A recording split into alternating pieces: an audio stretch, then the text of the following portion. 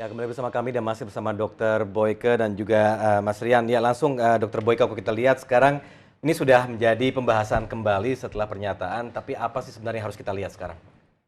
Yang harus kita lihat dan harus kita akui bahwa mereka ada. Mereka mempunyai hak yang sama dengan kaum heteroseksual. Homoseksual itu hanyalah preferensi, kelainan orientasi.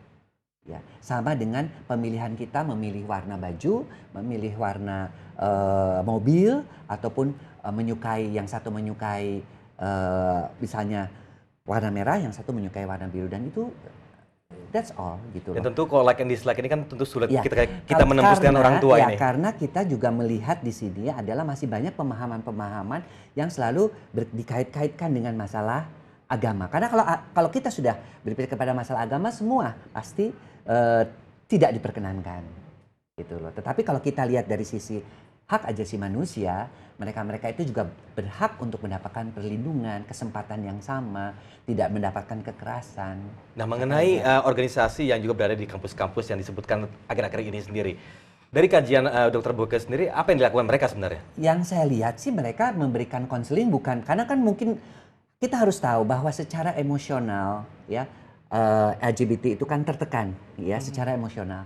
Sehingga ketika ada orang-orang yang bisa memberikan konseling, apalagi dengan sesama peers mungkin ya, mungkin akan menjadi lebih nyaman. Ya mungkin mereka menjadi lebih nyaman.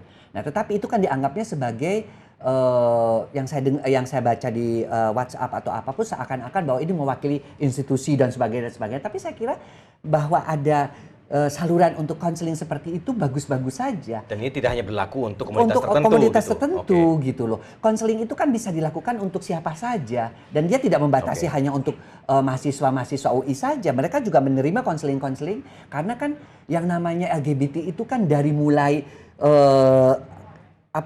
status sosial tinggi sampai dengan status sosial rendah juga ada.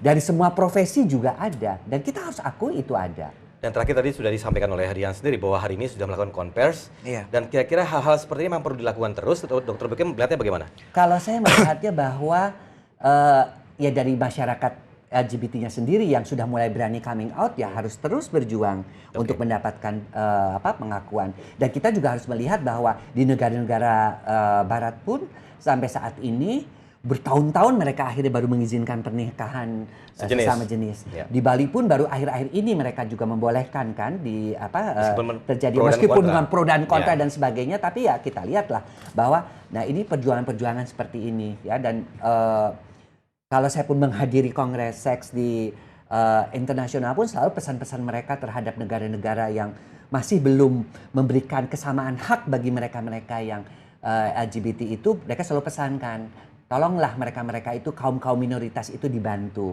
dengan hak asasi manusia, mendapatkan hak-hak yang sama dengan yang sekarang juga sering mendapatkan juga kesempatan yang tidak sama pasien-pasien HIV AIDS kan. Kalau sudah ada HIV AIDS langsung bahkan diusir dari kampungnya, bahkan dibuang. Nah, itu juga. Tapi kan pelan-pelan sekarang mereka baru menerima bahwa HIV AIDS itu tidak menular melalui jabatan tangan dan sebagainya. Itu kan untuk membuat masyarakat mengerti tentang HIV AIDS itu pun sulit ya. Dan menjudge bahwa HIV AIDS itu hanya menular pada akibat hubungan seks dan narkoba saja, mereka kaum berdosa, itu kan juga sulit gitu untuk merubah bahwa itu bisa terjadi karena katakanlah jarum suntik dan sebagainya. Baik, Dr. Boyke dan juga Rian, terima kasih telah hadir bersama kami di iNews Petang.